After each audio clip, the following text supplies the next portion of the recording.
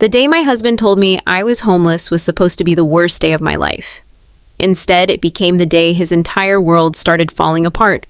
I still remember the look on his face. His mother stood beside him on our front porch with a smug smile holding a stack of papers. My husband crossed his arms and said, "Mom was right. This marriage isn't working." Then he handed me divorce papers. I thought that was the cruel part. It wasn't. His mother smiled and delivered the real blow. "The house is sold. You'll need to be out by Friday." I stared at both of them. 18 years of marriage, countless sacrifices, every mortgage payment I had helped make, and now they were throwing me out like garbage. They expected tears. They expected begging.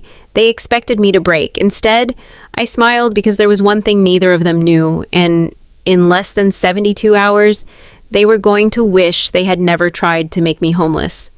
My name is Rachel Bennett, and I'm 43 years old. For most of my adult life, I believed I had a strong marriage. My husband Daniel and I had been together for nearly 18 years. We weren't perfect, but we had built a comfortable life together. We owned a beautiful home, shared responsibilities, and talked often about growing old side by side. At least, that's what I thought. The real problem wasn't Daniel at first. It was his mother. Linda Bennett had never liked me from the day we got engaged. She treated me like an outsider who had somehow stolen her son away. Every holiday became a competition. Every family gathering turned into a test I could never pass. The worst part was Daniel always defended her. Whenever she crossed a line, he would tell me she meant well. Whenever she criticized me, he said I was being too sensitive. For years, I swallowed my frustration because I loved him, but things changed during the last 2 years. Daniel became distant, private phone calls started happening behind closed doors, financial documents disappeared from our desk, questions were met with irritation instead of answers, and for the first time in our marriage, I began feeling like a guest in my own home. 3 weeks later, I returned home after spending the afternoon meeting with my late aunt's attorney regarding several family matters. I was tired, but relieved. The meeting had gone better than expected, and all I wanted was a quiet evening. Instead, I found Daniel and Linda waiting on the front porch. The second I stepped out of my car, I knew something was wrong. Daniel wasn't smiling. Linda looked far too pleased. "Rachel," Daniel said coldly, "we need to talk." Linda immediately handed me a thick envelope. I opened it and felt my stomach tighten. Divorce papers. Before I could say a word, Linda folded her arms. "There's more," she said. Daniel looked away as she continued. "The house has been sold. You'll need to be out by Friday." For a moment, everything went silent. 18 years together, and this was how it ended? Daniel finally spoke. "I've spent my whole life choosing between you and my mother. I'm done fighting about it." Linda smiled victoriously. Daniel made the right choice. I expected anger to rise inside me. Instead, something felt strangely calm. I looked at the paperwork, then at Daniel, then at Linda. A few details immediately caught my attention. "So," I said quietly, "you've already completed the sale?" Linda nodded proudly. "Every last detail." I couldn't help smiling. Her expression changed instantly. "What's so funny?" she demanded. Linda stared at me as if I'd lost my mind. Daniel looked equally confused. I folded the papers carefully and slipped them back into the envelope. "Tell me something," I said. "Who exactly authorized the sale?" Linda laughed. "My son did, that's all that matters." I nodded slowly. That answer told me everything. You see, 4 years earlier, after my aunt passed away, I inherited more than money. I inherited several assets, including a trust that held ownership rights connected to the property where Daniel and I lived. The arrangement had been created long before I married him. Daniel knew about the inheritance. He just never paid attention to the details. Whenever legal documents arrived, he handed them to me without reading them. Linda had done the same. Both of them assumed the house belonged entirely to Daniel because his name appeared on some of the mortgage paperwork. What they didn't understand was that ownership and financing were two very different things. I pulled out my phone and made a call. My aunt's attorney answered immediately. After a brief conversation, he confirmed exactly what I suspected. The sale could not legally move forward. Not without approvals that had never been obtained. Not without signatures that didn't exist, and definitely not without notifying the trust. Within an hour, Daniel's phone started ringing, then Linda's, then it rang again and again. The confident smiles vanished quickly. Meanwhile, my attorney called back with one final update. "Rachel," he said, "I think you'd better come in tomorrow morning. We need an emergency meeting." The next morning, I sat across from my attorney as he spread documents across the conference table.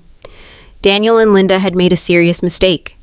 The buyer had already transferred deposits and signed preliminary agreements based on information that wasn't legally complete. Because the trust held ownership rights, neither Daniel nor Linda had authority to finalize the transaction alone. The consequences were immediate. The buyer demanded explanations, real estate agents started asking questions, lawyers became involved, and suddenly the two people who'd been celebrating 24 hours earlier were in full panic mode. Daniel called me 6 times before noon. I ignored every call. Later that afternoon, Linda left 3 voicemails blaming everyone except herself.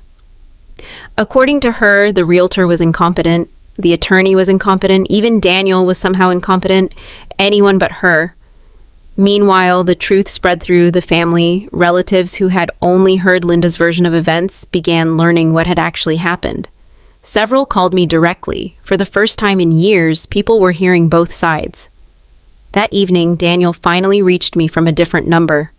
"Rachel, please," he said. "Can we talk?"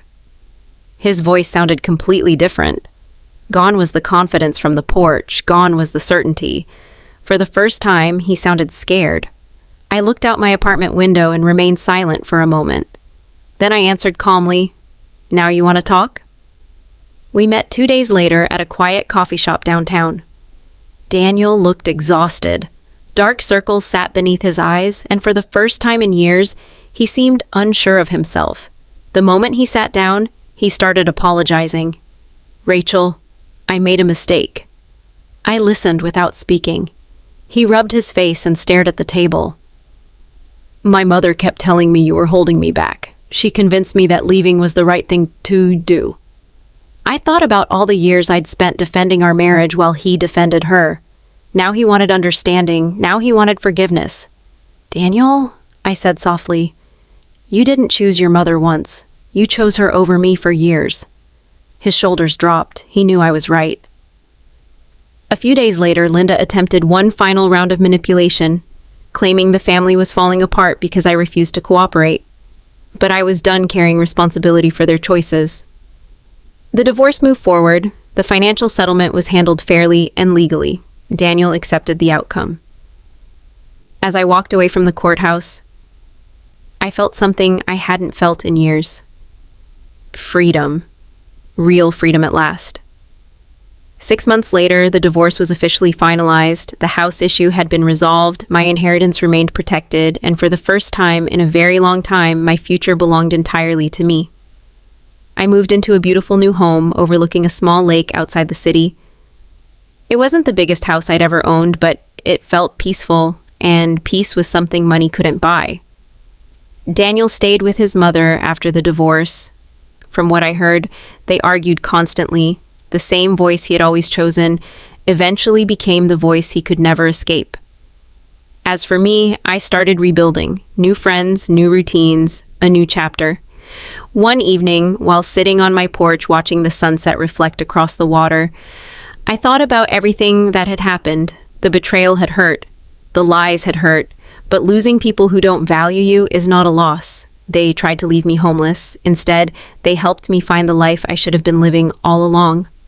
Want me to follow this up with the video prompts, image prompts, thumbnail concept, or SEO title/description for this one?